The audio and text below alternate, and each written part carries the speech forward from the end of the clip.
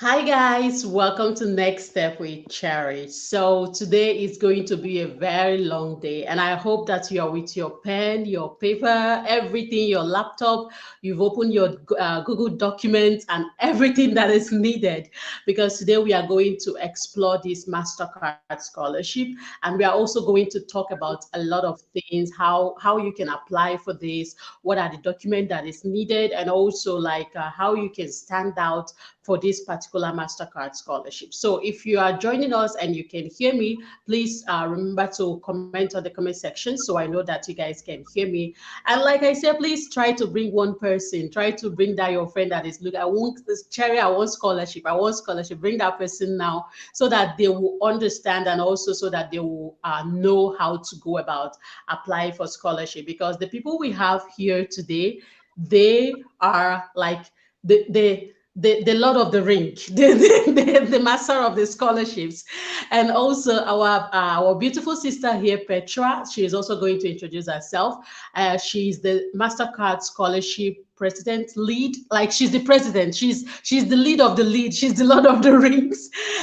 So I am very happy, and she's going to be explaining a lot of things to us, how you can get this MasterCard scholarship, how you can stand out, because you know that this MasterCard scholarship is not just in one country, it's not just in UK, it's also in Canada, it's in US. I know University of California, Berkeley, and I also know that currently the University Science Po University in France is also they're also engaging in this scholarship. A lot of university, McGill University in Canada, and also UBC, University of British Columbia in Canada as well, they are engaging with this scholarship, and also in UK. So I am very excited that we are able to talk about this, because it will help you no matter the type, no matter the country that you want to apply. It's the same thing that they need. So today we want to find out, what exactly do they need? What exactly are they looking for? Who are they looking for?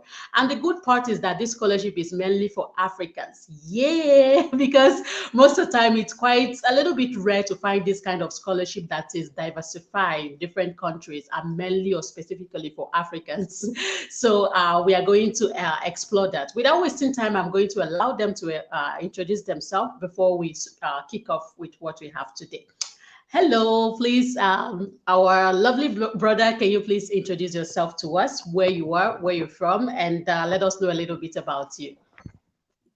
Okay, hi everyone. Thank you so much, Cherry.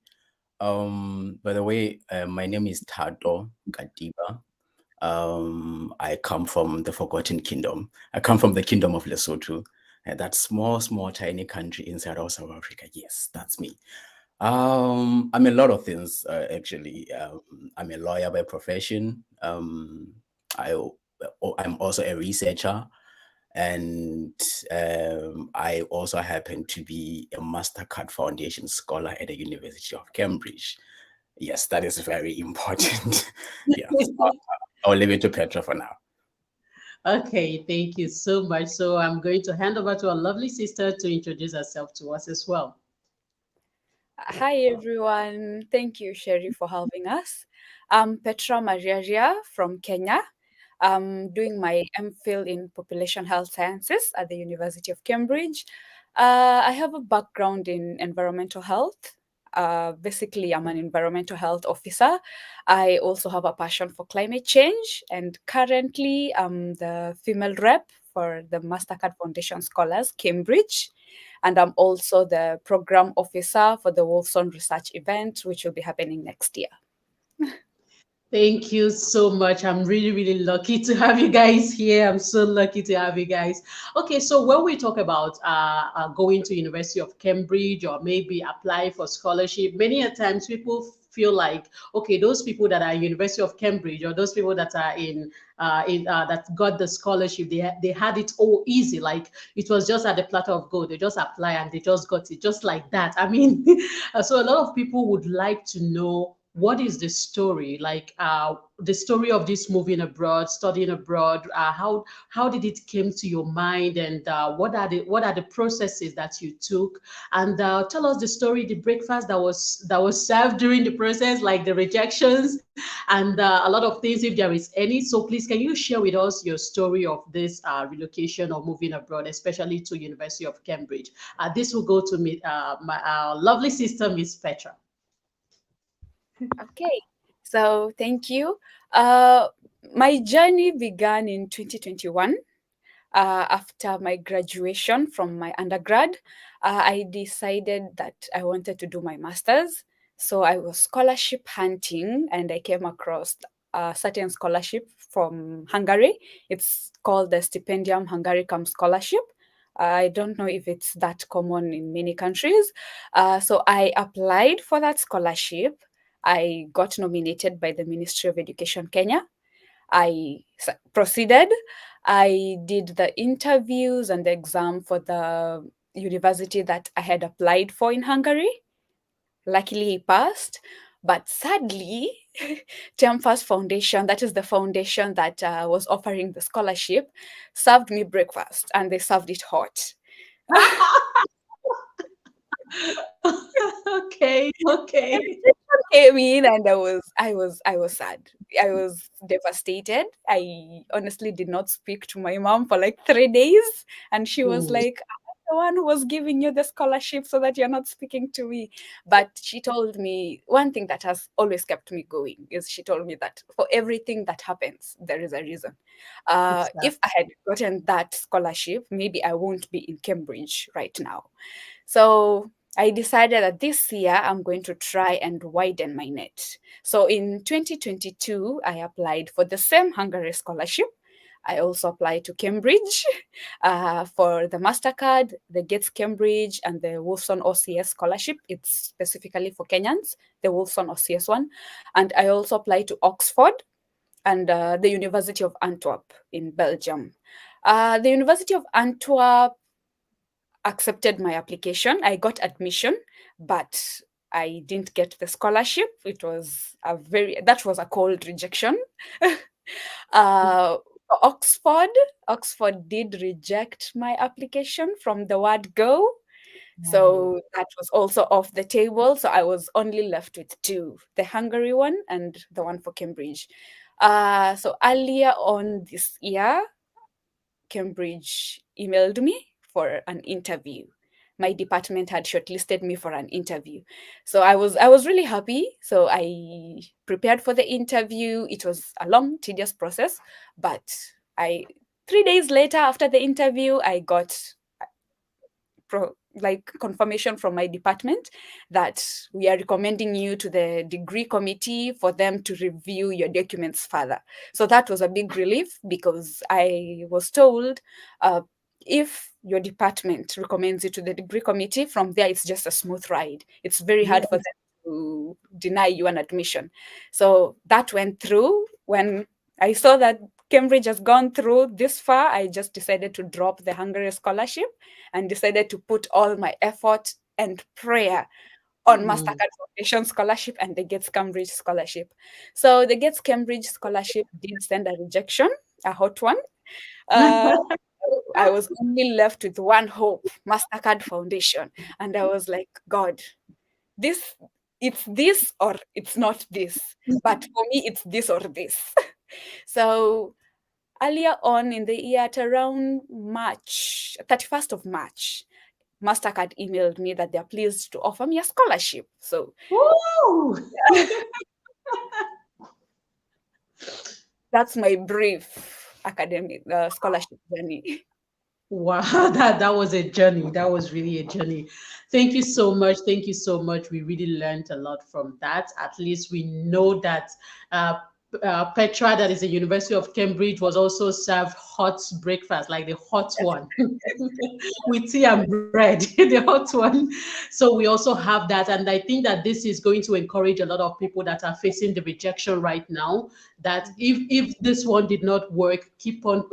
When you give up, that is you will not know what you would have achieved. You will not know the options that would have been there for you. So this is a very good success story, I will call it, because she is finally successful in that aspect of getting what she wants with the scholarship, and also she got the best of the best. So I would like to hear Tato's story. Can you tell us about your study abroad journey? What are the type of breakfast, the cold or the hot one?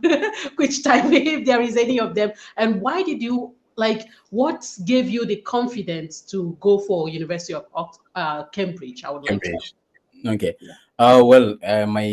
My journey myself started in 2022 after graduation. I graduated in 2022. I worked for a bank shortly thereafter, but then I started my application.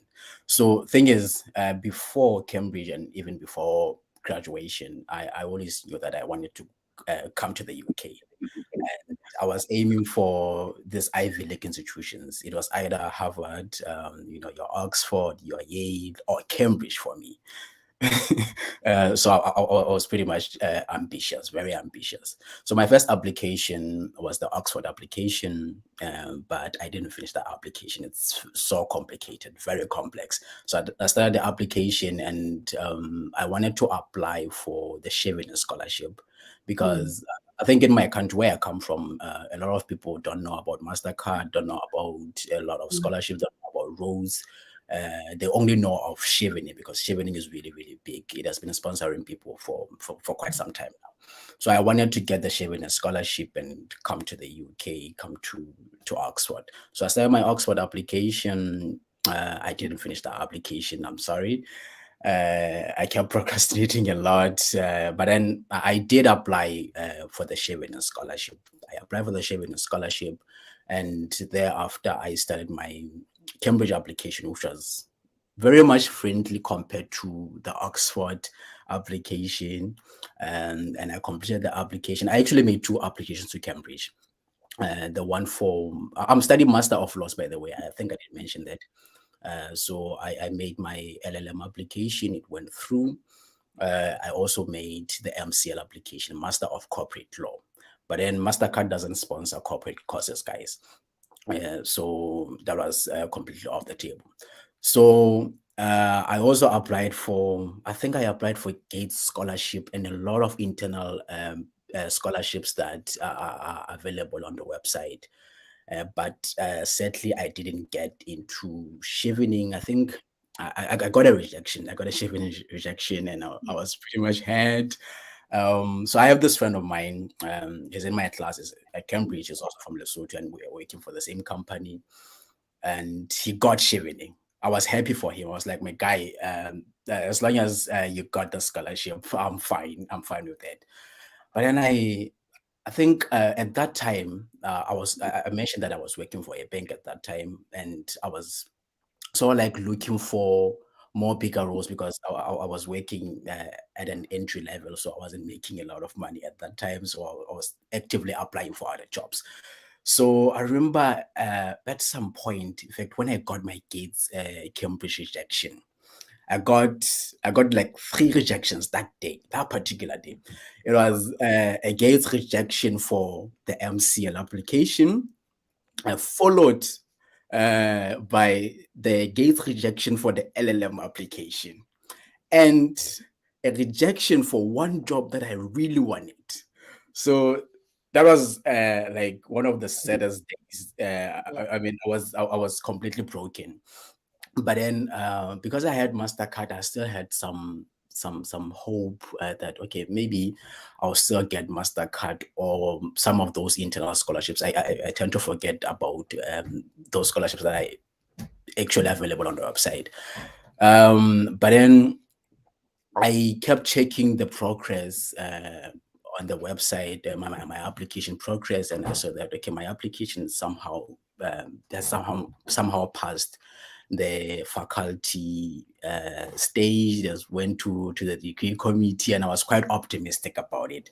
But then my main question was, what if I get admitted to Cambridge and I'm just left there without a scholarship? That's really gonna break my heart. I didn't mention that I had actually also applied to the University of Sussex in the UK, and they gave me an unconditional offer. They took me, but then I didn't have the scholarship.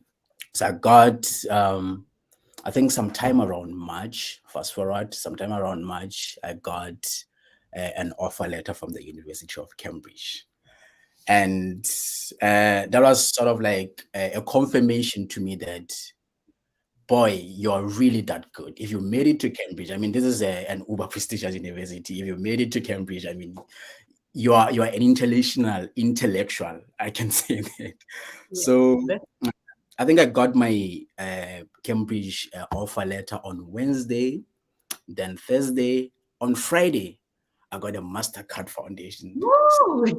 And that was my breakthrough. I was like, God, I've been praying for this. Finally answered my prayers. And I'm going to Cambridge. That's sorry.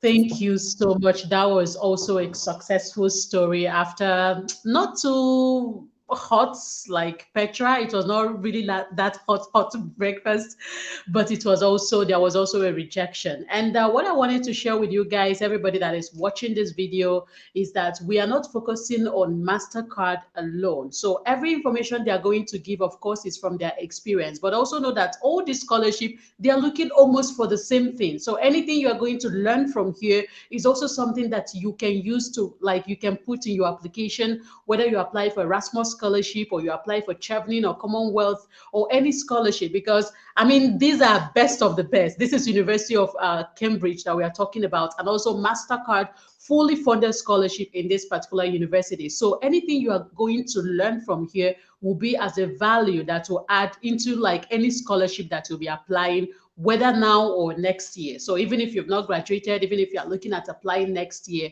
this is like you have to get the information that you need. So while they will be talking about their experiences and how they applied and documentation and everything, make sure you are writing everything down. There is one question I want to ask. I would like to ask Mr. Tato, please. Did anybody help you to apply to this scholarship? How did you research? Like, I know that sometimes we have limitation of information. Sometimes I mean, if you did not hear that Cherry talks about scholar, I mean, for example, some people don't know this scholarship exists. This scholarship, how will I go about it? Like, how did you manage to get all the information that you need? How did you manage to get the requirement? How did you manage to I don't know how to put it, but how did you manage to apply for it to get all this information? Did anybody help you or did you do it yourself? Okay, thank you so much.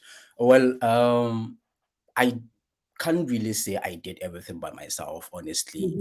Like you said, especially in Africa, we have limited access to information. You're right, and like I mentioned before, I didn't know about MasterCard Scholarship until I actually applied for MasterCard Scholarship. So when I started my application, I had seen the link on the internet. So I just went on the link and made my application by myself.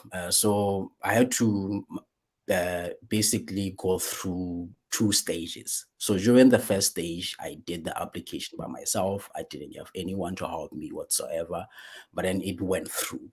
But then for the second round, there's one lady who is also a MasterCard Foundation scholar. She's currently working at Edinburgh. She did her undergrad at Edinburgh, and she was being sponsored by MasterCard. She actually helped me a lot about the essays and everything, because I was like, okay, Tlani, I have passed the first stage, the first round, and I think I really need to get this one scholarship, and I need some help, some tips and tricks on how to basically go about the essays. I was not actually asking her to, sort of like answer those questions for me. I wanted some insight on how to go about what are the requirements, what is MasterCard actually looking for. So she sort of like helped me a lot, because she was still at Edinburgh at the time as a student.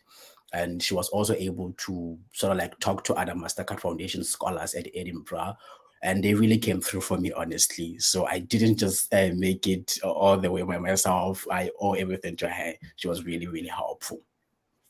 Thank Yep. you. Thank you so much. But I also like the fact that you also started to do something yourself and not like, like you reached out to her to help you from the beginning. Like, how do I apply for admission? At least you also had you also did some sort of research on what you are applying. Because I believe if you are started from the beginning and like, okay, please, what is master, like all those things, she might even feel overwhelmed because she also has something that she's doing. So I think this will be helpful for anybody that is planning to apply for scholarship to get the basic knowledge that you need, and then you can research further, reach out to people that have gotten this scholarship, and see a specific place that they will help you, and not like generalizing like, okay, yeah, things like that. But let us hear from Petra. Petra, can you tell us, like, this same question? Did you do everything by yourself, or did you go through an agent, or are there people that helped you? Like in that particular process, what is it like?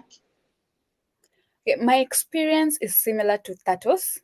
I did the initial application all by myself.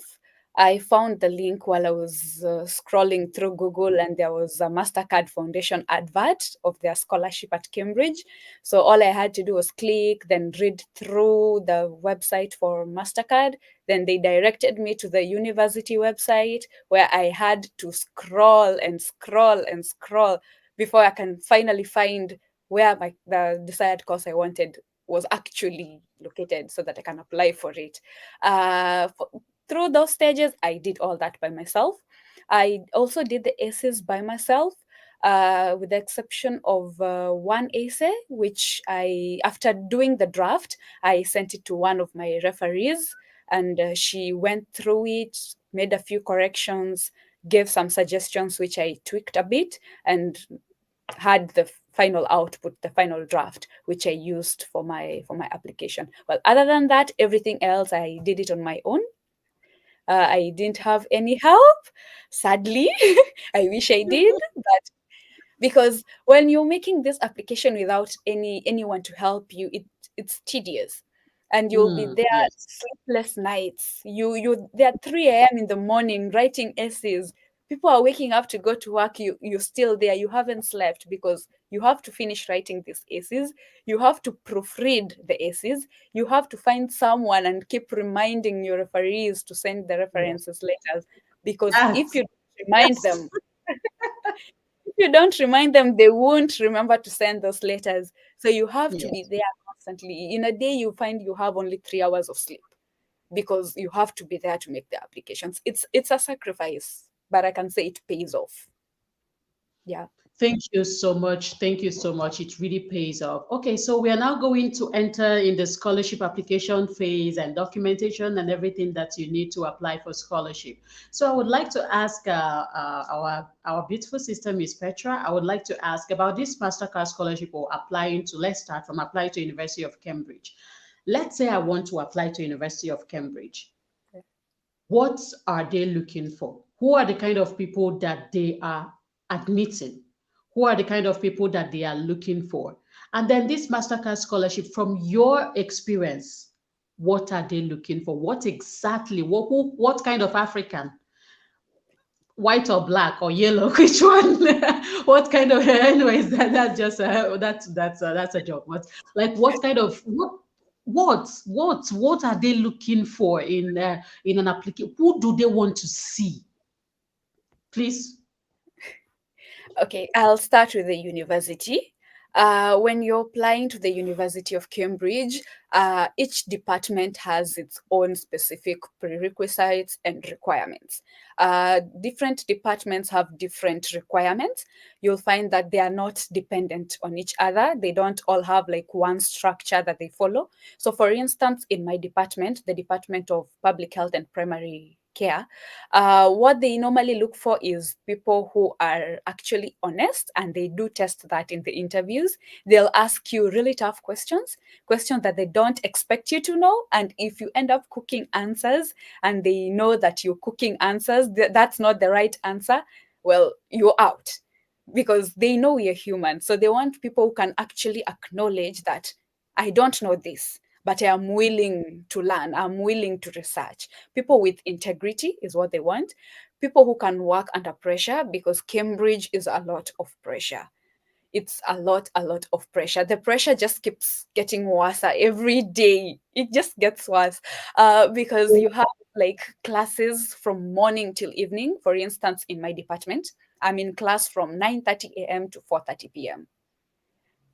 every single day, Wow. except Wednesdays. And at the same Wow. time, you expected to do the pre-readings, you expected to do the assignments, you expected to attend workshops, to attend seminars, you expected to engage in your college life. So it's a lot of pressure. So they want people who can be able to withstand that pressure, to work under that load of pressure. People who are actually academically endowed, they want people who you grasp content really quick, because the system at Cambridge is like, I will use an example. Back at home, let's say in one of the modules that I do, it's something that can be taught in, let's say, 2 months. But when you come to Cambridge, you learn the content that you're supposed to learn in 2 months in 1 week or less. So the pressure is really there to for you to be able to grasp everything at a really fast pace. It's a fast paced university, because again the masters are really really short. You'll find that Mm. master's course can run for like 9 months. There are those that run for 10 months like mine, and there are those that go for the full 12 months. So if you have such a short period of time to do your masters, they keep you on your feet. So they want people who are up on their feet. You needed to do this, you're there, you've done it. You needed to attend class, you attend without failure. If there is something that is preventing you from attending lectures or showing up for an assessment or an exam, you need to be able to communicate in advance. That's why they say that's why the system is there. And the system is for us, not for them. Because the channels are there, they're always there. You can text your professor in the middle of the night and they won't mind. As long as you need help, you can just text them in the middle of the night, Professor, I'm going through this and this and this. Or your college tutor or your senior tutor, you just email them that I'm going through this and this and this, and I need help with ABCD, or I won't be able to attend a class or an assessment because of 1, 2, 3. Can I have an extension to the assignment or sit for the exam another day? So if you're able to acknowledge that you're having trouble, you're Mm. able to show that you're not just there to beautify the space, but you're there to learn. You're there to be vulnerable and let people see your vulnerability and also learn from your own vulnerability. Then you have a place. You have a place at Cambridge. Yeah, in a nutshell, that's it. And as for the MasterCard Foundation, they majorly look for people who can lead, or rather spearhead, building a climate resilient Africa. That's their main goal, building a Mm. climate resilient Africa. They want people who can give back to our continent, people who can come to Cambridge and be flag bearers of the African continent, not just come to Cambridge and be a book warmer without engaging in any other activity, because Cambridge can suck you in, the academic life can suck you in, but they also want people who can be able to balance that, balance your academics, balance your social life, while at the same time balance your own personal space and mental health and your physical health, in general your well-being. They want people who can be able to do all that without crumbling under the pressure that is there. People who are also academically endowed, because Cambridge and MasterCard, they all want academically gifted people, people who can be able to come up with new ideas and new innovations, people who can be able to solve the challenges that we are currently facing. Those are the kind of people that both the university and the MasterCard Foundation are looking for. And of course, as MasterCard Foundation, you have to be African. So any African is you're most welcome to apply for the MasterCard Foundation Scholarship. And in particular, they always emphasize on women and people with disabilities. They are always They always emphasize on women and people with disability, also the refugees. They're always given first chance. The highest priority goes to women, people with disabilities, and the refugees. So yeah, that's majorly it in a nutshell. Maybe Tato can add Okay. something. Yeah, I You mean, think? yeah, I was saying, I mean, Petra has said it all. Cambridge is looking for academically gifted people. Of course, I mean, everyone who's looking forward to transitioning into the UK has to be academically gifted, you know, in order for you to survive here. But we are also looking for leaders, people who can basically influence and bring about change in the communities. That's one thing that you have to be mindful of whilst you're writing your essays. You need to show to these people that you actually intend to go back home, maybe, and sort of like influence some change in your community where you come from, and basically that. But you have to be Wow. smart. You have to be smart, and Yeah. also you have to. Okay, so before they start to comment, what about men? What about men? Because I know that will probably be the next comment. What about equality, gender equality? Okay. Yeah, I kind of feel like you know, affirmative action sort of like forces us to, you know, live with the reality that for now and for some time, maybe in the future, women are always going to be given priority over us because I mean, I don't want to get into those discussions because I might get Okay. cancelled. Yeah, but Yeah, it's fine. We I understand. clearly what about this. I don't want to get cancelled. So, Tatra, I wanted to ask you, what did you think? Because you just graduated last year, and you also worked for a period before you got the scholarship and went into University of Cambridge. So, I want to learn in more practical way. What did you think that made you to stood out? Like, what did you think, why did they take you? How did you convince them to how did you convince them to take you? Why exactly did they say, okay, we want this guy for Masters of Law and also for this scholarship? What did you give them for them to take you? Okay, that's a very tough question, by the way. But I honestly think one thing that I was able to, you know, sort of like prove to these people is uh, I kind of feel like I found that one connecting factor that basically connects my interests and climate resilience and sustainability in Africa. I'm a law guy. I'm a lawyer, right? And if you present a problem before me, you say, we want to promote climate resilience and sustainability in Africa. Then I had to think, I was like, okay, let's say maybe, I'm not saying I'm going to be a financial lawyer, guys. Let's say maybe my interests are in finance. I think sustainability and also climate resilience, those are very big concepts, broad concepts.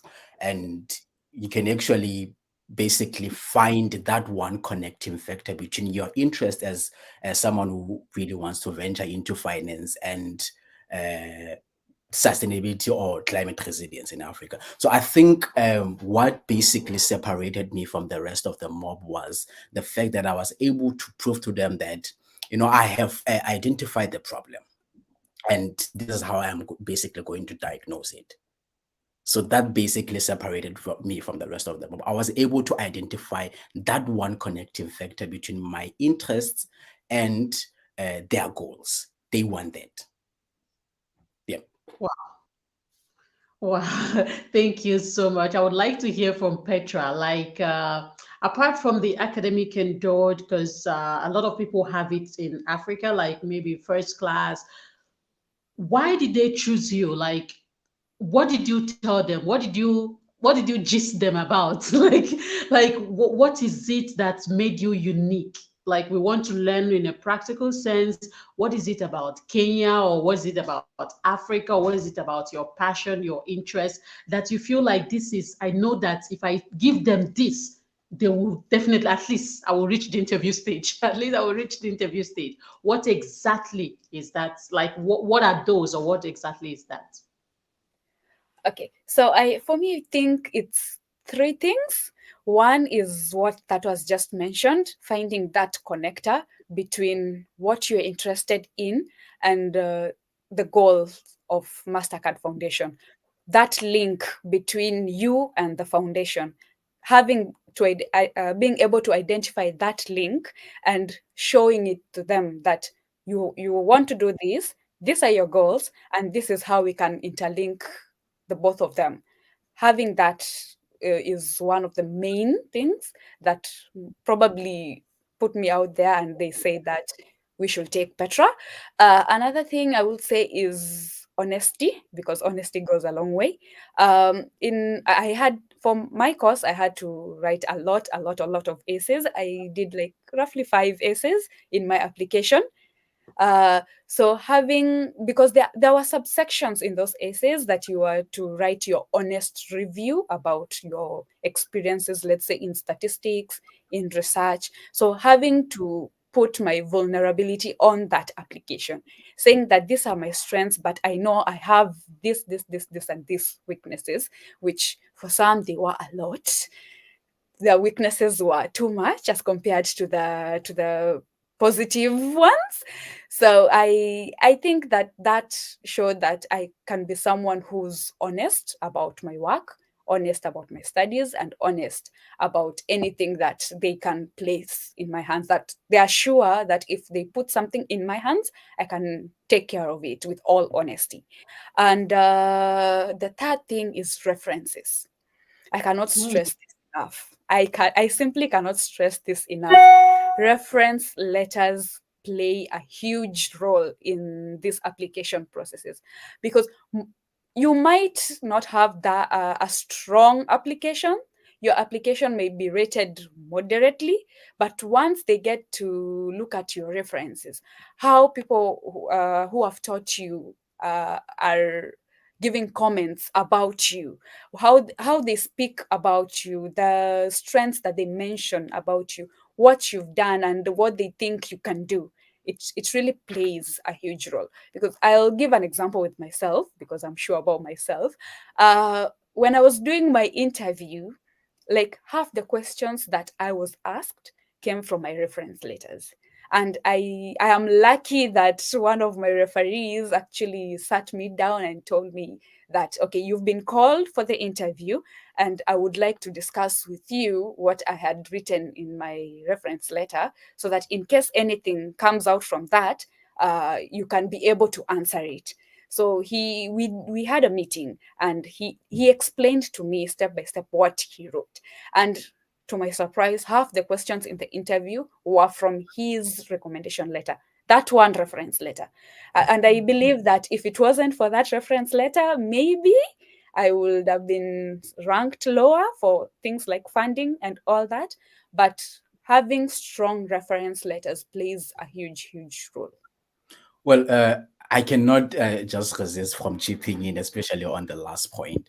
I think Petra, you're actually right, because I mean, for me, I had the grades, of course. I'm the guy who graduated top of his class, but then because I had sort of like built a relationship with some of my lecturers from my previous school, I was able to get very good references. For instance, I had Professor Mahango, who was apparently the dean of the faculty of law at the time. I had him as a friend because uh, we had actually built on this relationship for like the longest time. So when time came, when I made my applications, I made a request to him that, Prof, I'm going to be applying to Cambridge. I'm going to be applying for MasterCard and everything. And Professor Mahango is a MasterCard scholar, by the way. He went to the US back then. Yes. So he was able to write my reference. And I think he used, on writing my reference, he had used his Gmail account. So what happened was I got an offer from Cambridge. It was a conditional offer. And one of the conditions were that we want this Professor Mahango to actually write you a reference using his institutional email. So that sort of like gave me an insight that maybe this guy actually sort of like praised me so much that they're actually surprised. I mean, for a guy of or for an academic of his stature, they wanted to actually verify if whatever he wrote there was actually legit. So I mean, the last point, references will actually get you in. I agree with that. I really, really agree with that because a lot of people face the problem of rejections due to references. The references, sometimes it feels like entitlement. I don't know. Sometimes it feels like you don't really deserve this. I'm just doing it for you. Sometimes it feels, I mean, sometimes it feels like you're wasting my time. They will just, some of the professors will probably go online, copy some templates and put in for you just to not waste the time. And this also goes as an advice to people that are currently in school and you are looking towards apply for scholarship when you are done, when you're finished school. It is very important that you build a relationship with at least one or two professors because they are going to help you. See, writing these reference letters and also they will be sending email to the professor. The professor will be replying and all those things. The professors also have their own work, and you will need to have that relationship with them for them to be able to look out for you, for them to be able, when that email comes in, for them to be able to take their time, actually read through what you are like what you're applying and do and work out something for you. So please make sure that the reference letter you are using, not just in this MasterCard Scholarship, but Erasmus Scholarship, Chevening, Commonwealth, all these scholarships, make sure that these reference letters, they are detailed towards your condition and it's not a generic reference letter. Make sure it's not a generic, she's very hardworking, make sure it's specific. Make sure that when they read it, when some you can tell your professor, like you can explain to anybody, even if it's your boss that is giving you reference, make sure it's specific. All those things, make sure it highlights your leadership skills, your academic merit skills, your community service skills, your voluntary experience skills. Make sure they are able to highlight some of these points and not just she's a hardworking girl, she's number one in the class, she does her assignments, she's the first. No, no, those ones are for secondary school. Those ones are for secondary school. So make sure that your reference, please, I really emphasize on it because I know that in Europe, for example, even in US, it is or anywhere in the world, if I am a boss and I want to hire someone and the person tells me I volunteer, I serve my country, I do this, I do that. I mean, anybody can do that to get the job. But if there is actually someone out there with that caliber, with that position, that will now stand and now vouch for you to say, okay, she actually does all these things that she mentioned. I mean, that will give you a higher point. Or you say that I did this, I did that, and the person just says something like, yeah, she's a hardworking girl, she's a confident girl, it's not matching the vibe that you are giving the scholarship committee. So you need to make sure that this reference letter or recommendation letter matches this vibe. I'm not going to overemphasize on the importance of a good reference letter. It adds value to your application. Now let's go over to the statement of purpose and also documentation. I would like to ask Mr. Tato, what are the documents that you need for this application? Whether it is university application, you can give us not specific, but generally, like what documents are very important. We have talked about reference letter. What documents should we be preparing? Should we put more energy on? And also, we are also going to be looking at people that are still in school or people that want to apply next year or things like that. What are documents they should start now to prepare? And now I would also want to Petra to talk about the statement of purpose, how to go about this statement of purpose, how to write it, how to like pointers, what to write to be able to attract them, to be able to let them actually read that and not they start and they did not finish, something like that. So please, I will hand over to you, Mr. Tato. Okay, thank you so much. Well, about the documentation, I think you're gonna need a CV. The CV is but one of them, and also they need references. We have already talked about references, and they're also gonna need your transcripts, academic transcripts. But then I learned that it's even possible for you to apply to Cambridge even without the transcripts, and you can basically submit them later. Yes, because they can come out, they can actually take you in and put as one of the conditions that you're supposed to upload your references, as long as your application is that good to get admitted without transcripts. And also, you're gonna need the English test results, especially if you're from Lesotho, because I mean, I've been taught in English since elementary school, but then apparently I had to have the English test results, and that is very much stressful, guys. I actually have a story about the IELTS. I took the IELTS myself. What basically happened was that we don't have any English language test centers in Lesotho. So I had to travel to South Africa for those, and they are expensive, around 4,800 rands. I was lucky at that time. I had a very stable job. I was able to, sort of like raise that money quickly. And okay, I'm gonna share my story and pay for those. So I booked for the test. I had to go to Johannesburg, Sentin. MasterCard paid for my flights, by the way. MasterCard Scholarship. So they paid for my flights. Paid for my flights. I went to Johannesburg. Went to Johannesburg. I took the test. The Faculty of Law wanted me to get the minimum, because I took the IELTS. The minimum that I was supposed to get was a 7.5 overall and a 7 in each component. That's like the highest score. Very ridiculous. And I went to Sentin, and I got a 7 the first time. Oh. I had to get a 7.5, right? I got a 7. Damn. I think I had an 8 in one component and 2 7s and a 6.5 somewhere. So I had to go back. Flip because of that 0.5. Then I went back. This time around I decided, okay, I'm gonna go to Pretoria because I learned that I'm also supposed to take the TB test for my visas. And because we also don't have an approved health facility in Lesotho, I had to go to South Africa and Pretoria precisely. So I went to Pretoria. I booked for the TB test, very expensive, around 2,500 rands. I booked for that. I also booked for my IELTS. Second time, I haven't yet started, guys. Second time. So I was able to pass the TB and get my negative TB results. And I took the test. This time around, I got the 7.5 overall score, the required score. Great. But you know what happened?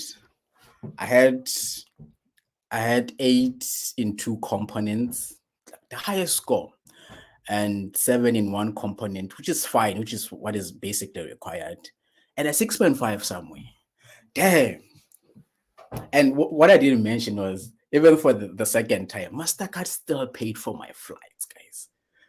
Wow. MasterCard still paid for my flights. Very expensive. MasterCard Scholarship. So I had to go back the last time, and the deadline was basically approaching, and I was very stressed that flip, I'm gonna miss this great opportunity to come to the University of Cambridge simply because of the difference, 0.5 difference that I've been getting, and flip. Then I raised the money again. I went back to Sentin. At that time, I'll be honest, I was pissed.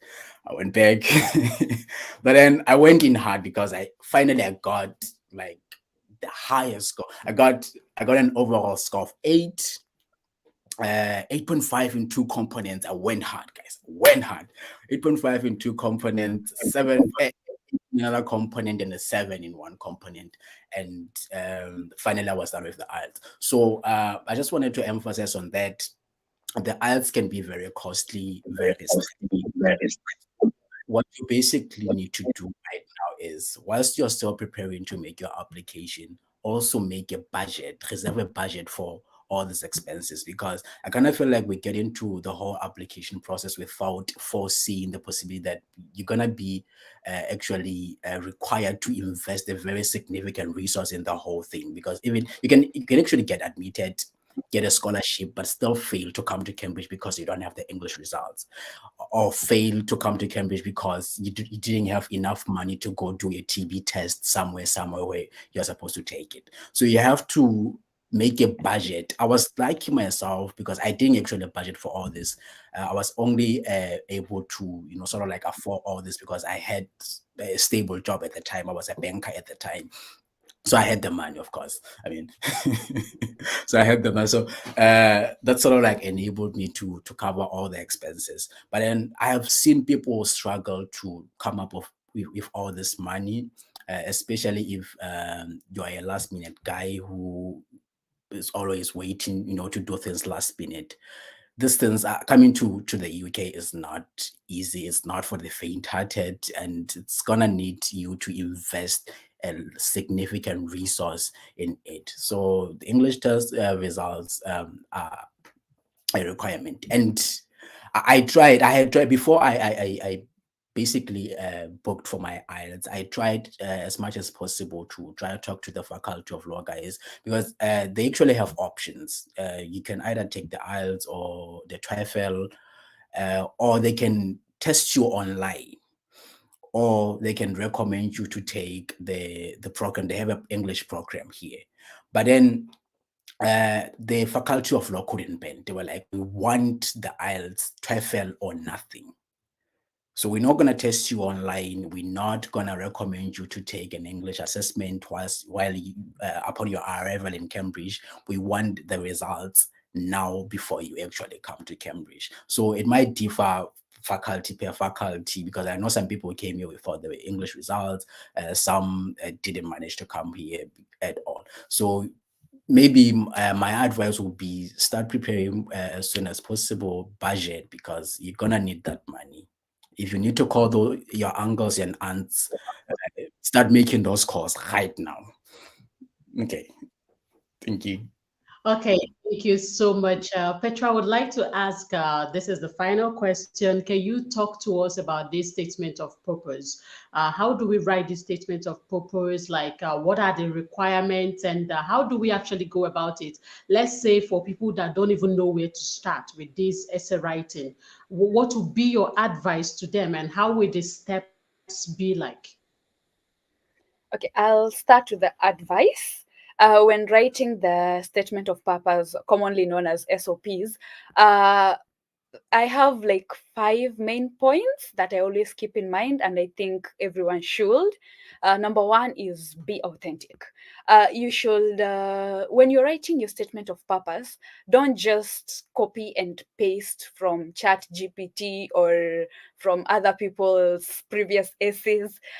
Okay, we all know, yes, Chat GPT is here to stay, but you can use it as a guide to give you ideas on your topic of interest. But don't just let Chat GPT write your essay for you, because people know. And in Cambridge, the professors here are experts. So they will know, they know how to differentiate which essay has been written by an actual human being and which essay has been generated by an AI. So just be authentic and speak your truth in your essays. Speak your mind. Don't speak other people's opinions or versions or stories. Just put your own story on paper. Then number two is highlight your experiences. If you have any instances where you've demonstrated any leadership qualities, whether you've overcome any challenges, let's say in school fees or racism or discrimination, uh, those challenges, just highlight them and highlight how you overcame those challenges and how they've made you stronger and build you up to be the person that you are today. Also, if you have any community work or community involvement and engagement activities that you've been doing, it's good to highlight such experiences. Also, another thing, number three, is the scholarship's vision. Always keep in mind the scholarship's vision. And in this case, MasterCard, which is their vision, is contributing to a climate resilient Africa and building a network of transformative leaders. Just like Tato said before, having that connecting factor, keep that in mind, that you should show in your essay, because they have a section where they ask what your plans are with in terms of building a climate resilient Africa. I'll come to that later. Have that in mind, the scholarship's vision and how you can contribute to the scholarship's vision. Number four is being clear and concise. Don't beat around the bush. just go straight to the point and explain it. Don't start saying that your journey started from when you were, I don't know, 5 years ago. You start giving stories of how you went to school barefoot when you were in primary school, then you go to high school, then you go to undergraduate. You're wasting a lot of word and space, which you can use to actually give an impact, or rather an important statement that can maybe sway their opinion to your side. So being clear and being concise, and ensure that your statement of purpose has a flow, that it flows logically from one paragraph to the other. Someone can see the flow, someone can be able to understand, okay, this is what you're talking about in paragraph 1, and you're linking it to paragraph 2. There is that generic flow of information. And the last bit is proofreading. A lot of people don't proofread their essays, and this is not a good practice at all. So proofreading your essays and your statement of purposes are key. They are very, very important, because you might be typing it really fast, you miss some grammatical errors, and a professor is there reading your essay and he's like, didn't this person proofread the work? There are so many grammatical errors, and that can be a really big red flag. So always double check your essays, and make sure if you are able to get someone who can actually go through that essay with you and help you identify some of these things, it will be really helpful. Then how to actually write the essays. I will speak about the MasterCard Scholarship essays. Mostly they ask 3 questions, and for this year's application, they have combined all the questions into one. So you're writing like a 2-page document explaining your career history and how the course you've chosen will influence your career trajectory, and things about contributing to scholarship aims and contributing to a climate resilient and development in Africa. So with summarizing your career history, I will say be succinct but impactful. That is, you start with your the earliest relevant career milestone that you've had.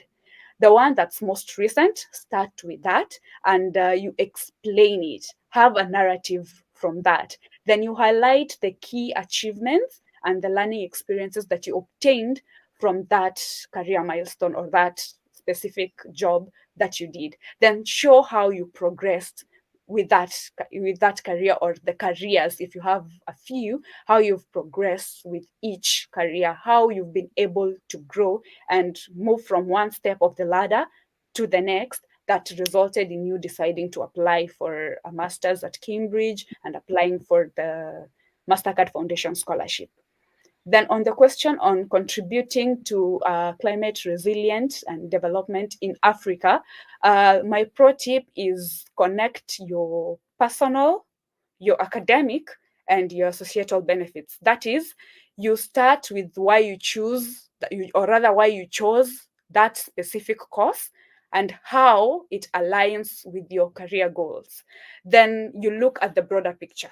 How will this course empower you to make tangible contributions to a climate resilient development in Africa?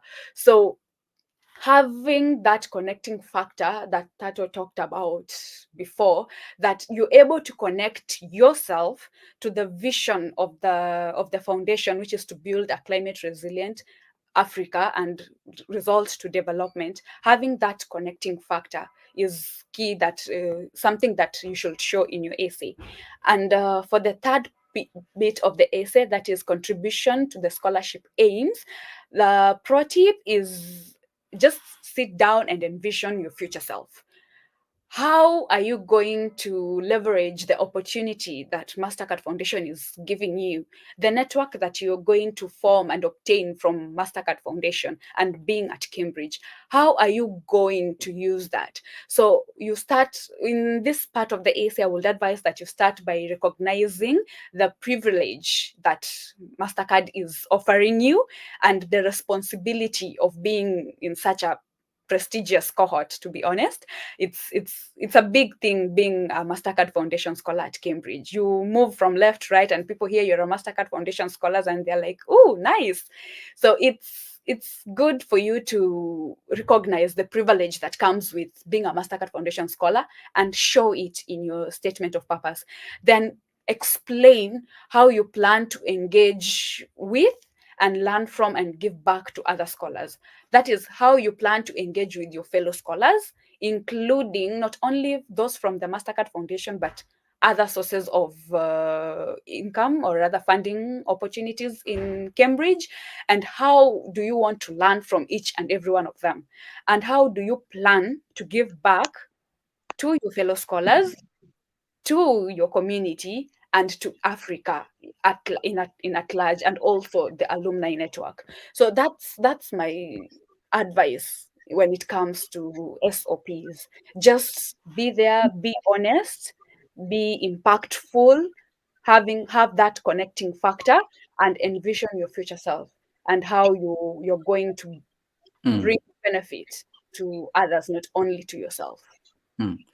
I mean, Petra has said it all, guys, and I just wanted to emphasize on the last point. MasterCard Foundation is very much big on transformative leadership. So we have the MasterCard Foundation Scholarship Network. You simply have to show how you're going to connect with other scholars, both personally and professionally within the network.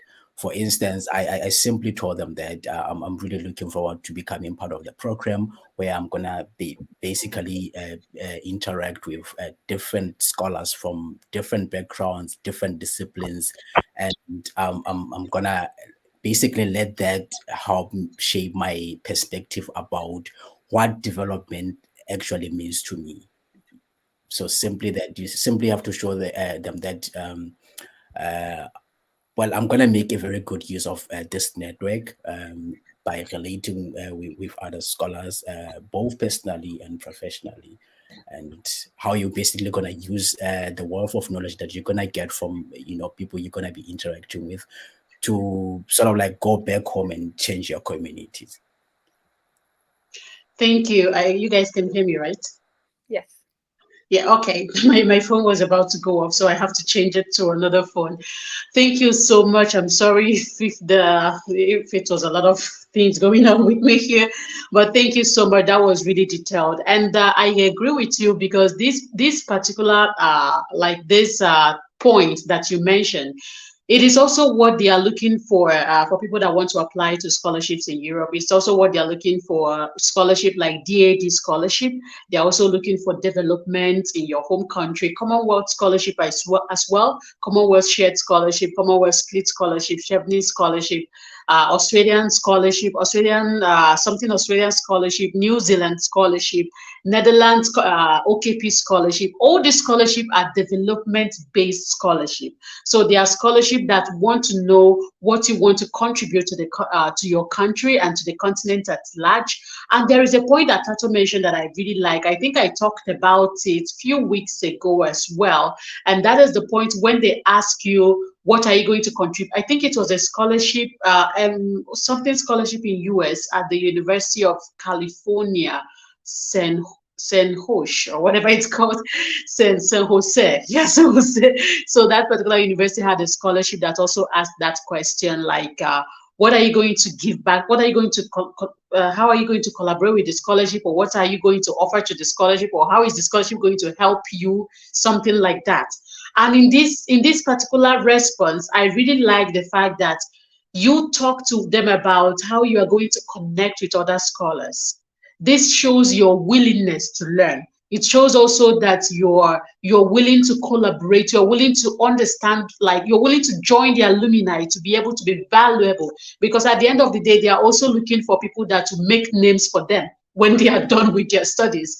People that will be presidents, people that will be CEOs. I know, like, it sounds good. Oh, I am a MasterCard scholar, and you are Elon Musk, like you are at that top. So it also adds value to the scholarship. And how it does not matter if it is Erasmus, it does not matter if it is DAD. How are you going to add value? How more are you going to add value than connecting with both people like scholars, past scholars, alumni network, connecting with the ones, present scholars, other recipients as well, to put head together to think about, like you said, what exactly is development, where is lacking, how are we going to bridge the gap, how are we going to do this together? Because I mean, you have your own knowledge, Tato have his own knowledge, Petra have her own knowledge. Probably there might be something you will learn from Petra, and with that, not only learning but also with help, because there is something that only Petra can do. There is something in climate change, it's only Petra that can help. Even if she teaches you from today to tomorrow, you will not understand it. I mean, this is our niche, this is our line, this is, I mean, she can be the person that will help you. So in your scholarship essay, trying to let them understand this, trying to let them understand this will also help them to understand that you actually know what the scholarship is all about, and you actually know what you want from this scholarship and how this scholarship will also help you. I really, really like that. And also what Petra emphasized on you talking about, like that point of you linking, actually linking to them about how you are going to give back to the community, and also to point out some of your achievements in your career. Sometimes we don't emphasize on it. Sometimes we just say, I am the top of my class. No, no, my brother, my sister, not just the top of your class. Tell them all the things tell them, let them know, because they are not just looking for giving back today. They are also looking for people that can take in all this knowledge, people that have that ability to take in all this knowledge. And what other way can you prove to them than all the achievements and all the things that you've achieved during your study period? It does not matter if you graduated with the top of your class. Probably there are projects that you handled. There are things that you did that can also be used to prove your academic excellency or some part in your academic. So this is very, very much, I hope you guys are writing down some points. So everybody that is watching, I hope you guys are writing down some points. So thank you so much, Petra. Thank you so much, Tato. I really, really enjoyed this information about this MasterCard Scholarship. So guys, the MasterCard Scholarship is currently open. Just type it, MasterCard Scholarship. They currently have a University of British Columbia. It's going to close on 1st of December. And they also have a McGill University in Canada. It's also going to close around 1st of December. And this scholarship, you don't need to pay application fee, because they will help you. There is a way they will help you to do that. It's written on their website. University of Edinburgh is also currently open for online MasterCard Scholarship and also on-site MasterCard Scholarship, all for Africans. Sciences Po University in France is also open. Their own is even crazy. They will help you with accommodation, they'll give you first class VIP treatment. They will carry you right from the airport to your hostel. Like they have like special accommodation for people with this MasterCard Scholarship. So you guys can also look into that. And other University of California, Berkeley is also going to start very soon for their MasterCard. University of Cambridge, probably, I think they are open, or they will be open for it probably next year. And other universities that are also joining this MasterCard. So even in Kenya, there is also a University of United States, something university in Kenya. USIU, United States International University. Yes. Yes. They are currently offering the MasterCard Scholarship for undergraduate programs, so you can also go for that. They basically cover every single thing. So I believe that some of the points you guys have learned today can be used in several other scholarships, especially this essay writing, because that is a place that we always have problems. So the good part of this motivation letter for MasterCard is that they have already given you the points, how you can go about it, and then you will know how to go about it. The good part of it is if you're able to come up with an outstanding essay, you can basically use that format for any scholarship. You can use the format for any scholarship. So that is the very important aspect of it. So right now I'm going to take questions. So I'm going to take, if you have any question about this scholarship, MasterCard Scholarship, applying to it, or any question around grad school application, grad school question, how to go about apply for scholarship, specific questions, guys, specific questions. My question is, as I'm waiting for you guys to write your questions, I'm going to ask a question to Mr. Tato. You mentioned about linking your program to climate resilience. I'm curious to know what you wrote. How What exactly did you link? I really want to know what exactly did you like? How did you link it? Because I'm thinking I cannot think of any way to link masters in law or finance to something related to climate change. What exactly did you? What did you do? Oh, damn. Do I have to do that? Okay. So, No, you can just. I mean, you cannot miss you. You can choose to not mention it directly, but like, what part of climate change? That is what I want to know. What part of aspect of climate change did you link to your master's in law? okay. Like I said before, I kind of feel like sustainability and climate resilience, those are broad concepts, right? And also, I sort of like took a broad approach to the problem. I was like, okay, I kind of feel like I'm gonna take a pretty much legalistic approach to all this, to say, my country, for instance, it has this problem regarding climate. We don't have like laws that seek to protect the environment, right? And so what I'm basically going to do is I want to go to the UK, study all these laws, study the constitution, study the fundamentals, the basics. Now, then come back and influence policy change. By what? By Mm. being part of the working group that is geared towards, changing the laws, and also geared towards protecting the environment via the laws, right? So it was pretty much a more legalistic approach to solving climate change and towards achieving sustainable development in Africa. Mm. Realistic. Yeah, but like I That said, all you have to do is to find that one connecting factor, and it is there. And if you are that international intellectual, you'll be able to find it. Thank you, thank you. I would like to ask that question to Petra as well. I that yeah, that makes sense. That makes sense. That is really really smart. I mean, you dig deep. You really dig deep for this. Petra, I would like to ask if that is okay with you. What is the aspect that you are working towards right now that you probably also talked about in your application? Or I know that sometimes when you are now in school, maybe it will change and you go towards another aspect. So what did you talk about in when you were applying, and what are you currently working towards?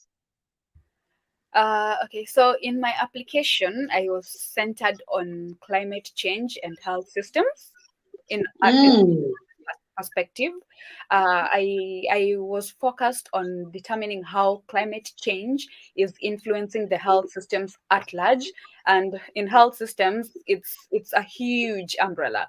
So under health systems, we have the pharmaceuticals, we have the logistics, we have the finance, we have the infrastructure, that is the actual hospitals and the clinics and the mobile units. We have the personnel, we have the finance bit of it. So, how climate change is influencing each of these bits and pieces of our health system, and how we can improve our health systems so that they can be climate resilient, so that they can be able to withstand the effects of climate change. So that was what my AC was all about.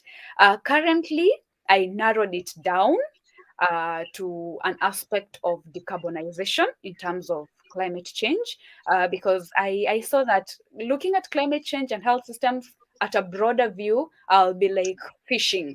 I will be going. Yes, it will be, you want to solve the problem of the world. It will be a lot. Yeah, so I had to narrow down. So I decided to stick to decarbonization of the health systems. And basically, what I'm looking at is the rapid changes that occur in our healthcare sector. For instance, COVID-19, and for instance, the issue of climate change, the issue of emerging and re-emerging diseases such as Ebola, and how it's impacting our health systems, and how it's bringing about the increase in the carbon footprint that we are currently experiencing. So after looking at that, I'm looking at scenarios where we can decarbonize, or rather scenarios where we can use to decarbonize the healthcare systems. For instance, one way we can decarbonize the healthcare system is maybe shift from using plastic instruments, maybe in theaters, we go back to what was being used before, the steel and all that, but enhance how we sterilize this, Hmm. that so that we reduce the amount of the use once dump materials and Yeah. having materials that we can actually reuse.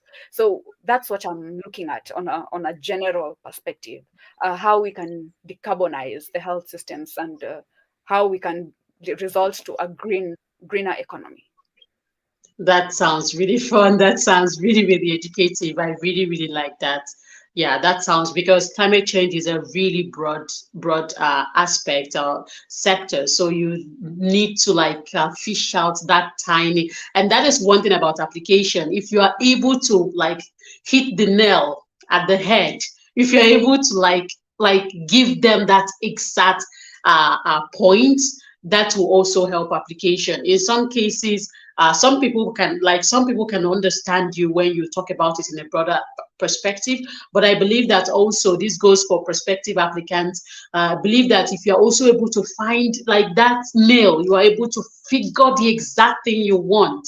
I think that will help you to make the vision a bit clearer. And when you are answering your questions for interview, you already know, you have that confidence that at least you'll reach the interview stage.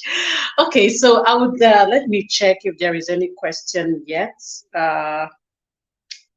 Okay, there is. Let me check.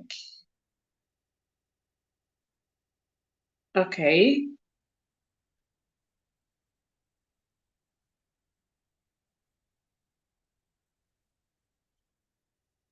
Okay, sorry.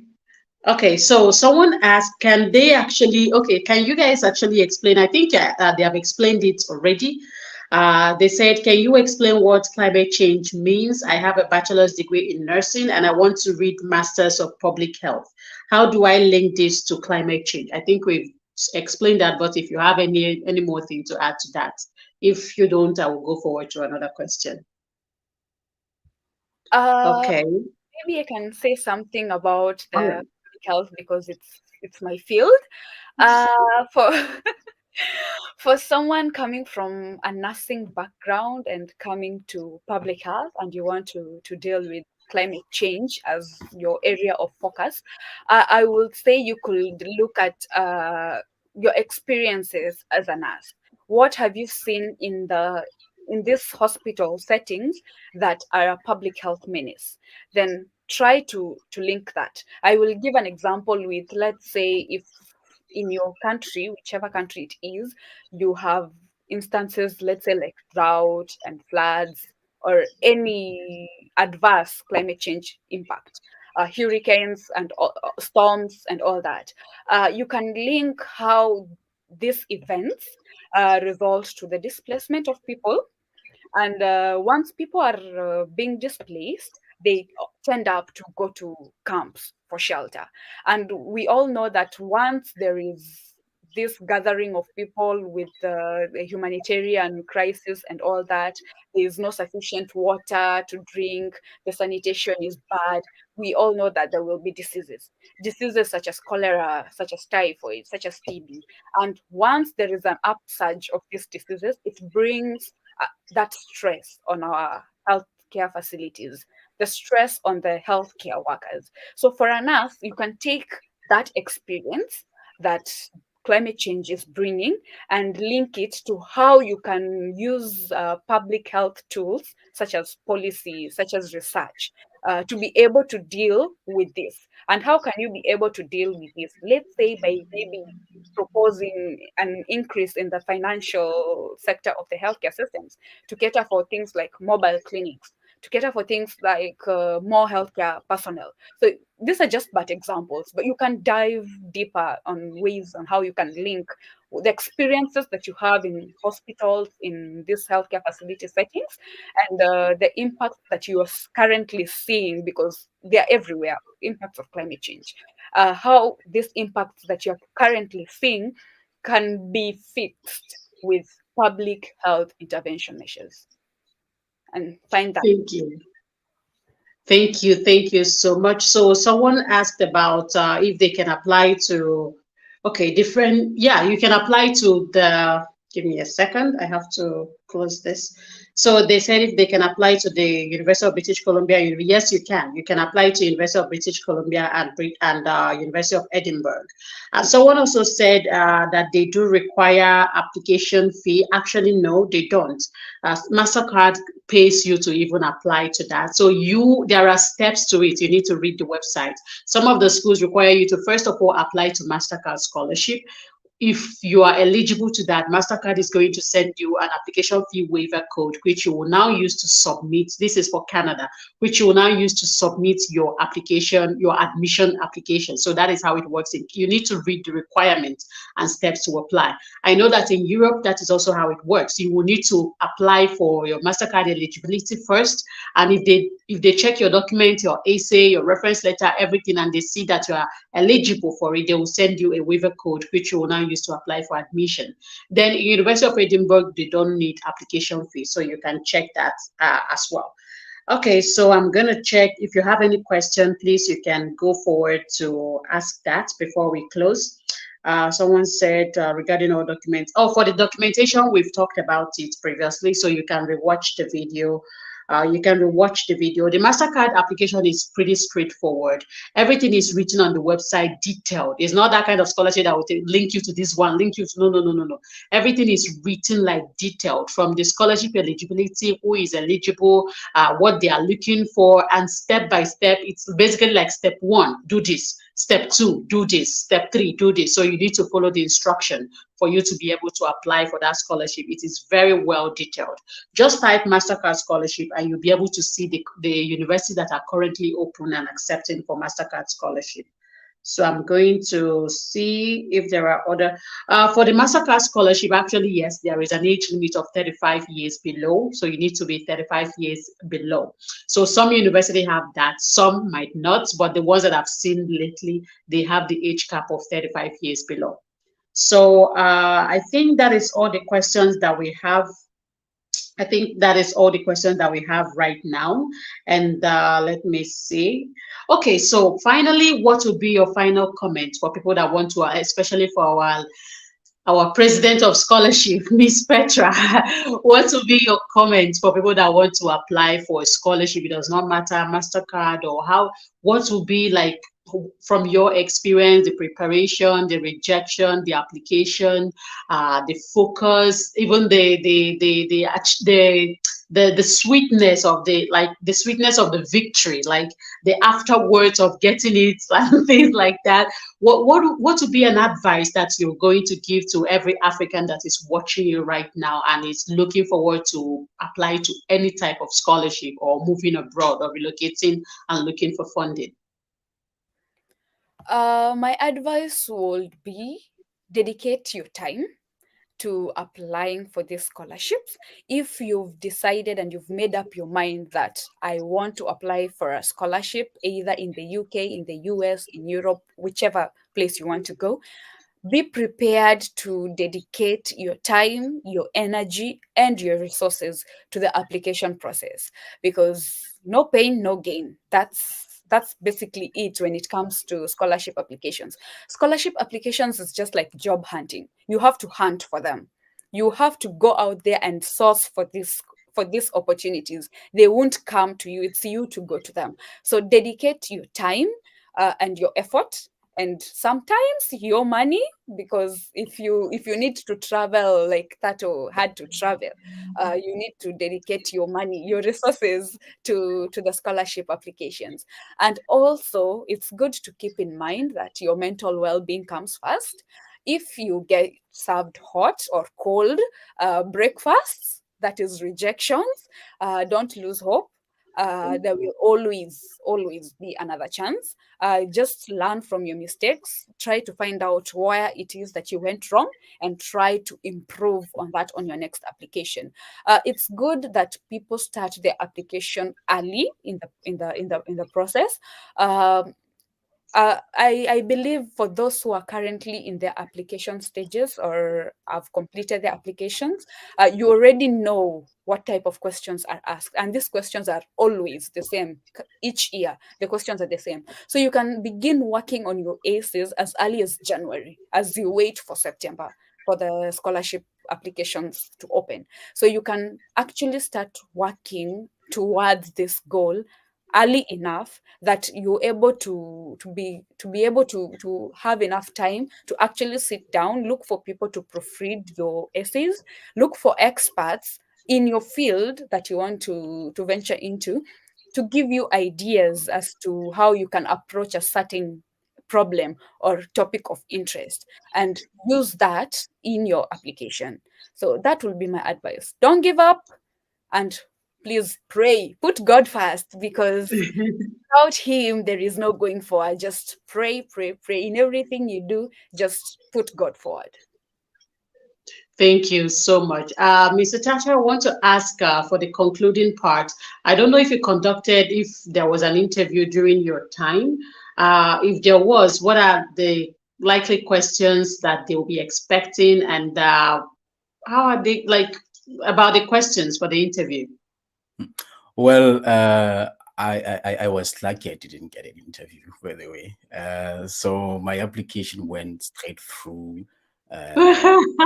Wow. No interview, nothing. That's one good thing about MasterCard, because I don't think we get any interviews in the MasterCard Foundation scholarship process. If you get an interview, it will be the faculty interview. Okay, it's more of the department interview. Okay. Exactly. Now for the scholarship, yeah. Okay.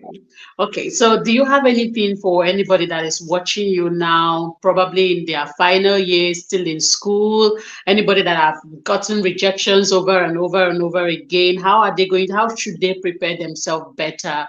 What should they be looking at? What are the qualities that they should be gathering? What are the skills? Like, what are the things they should be doing now to prepare to enjoy the scholarship when it comes? Well, my advice will be in line with what Petra has already said. Guys, a rejection doesn't mean you're not that good. You just need to, go back to the table, review your mistakes, and try again. You will get it. You eventually get it. And also praise yourself. You're gonna get like a lot of rejections. Be expectant of a lot of things. It's very stressful, but I kind of feel like the whole application process is some sort of like a hurdle that's gonna prepare you to the life that you're gonna get here, because you'll think that the scholarship application process is successful until you come to the site. It's only gonna get worse. So just praise yourself. If you really want to come to the site, to the UK or to the US or anywhere where you're gonna be pursuing your graduate degree, know that stress has just only began. It's gonna get stressful, but you need to be someone who can withstand the challenges and sort of like come up with ways to overcome those challenges. Yeah, that's all I can say. And good luck, Thank you. and good luck. Okay, thank you. Before we close, I don't know if you guys can have any answer to this question on the screen. I did not know how I.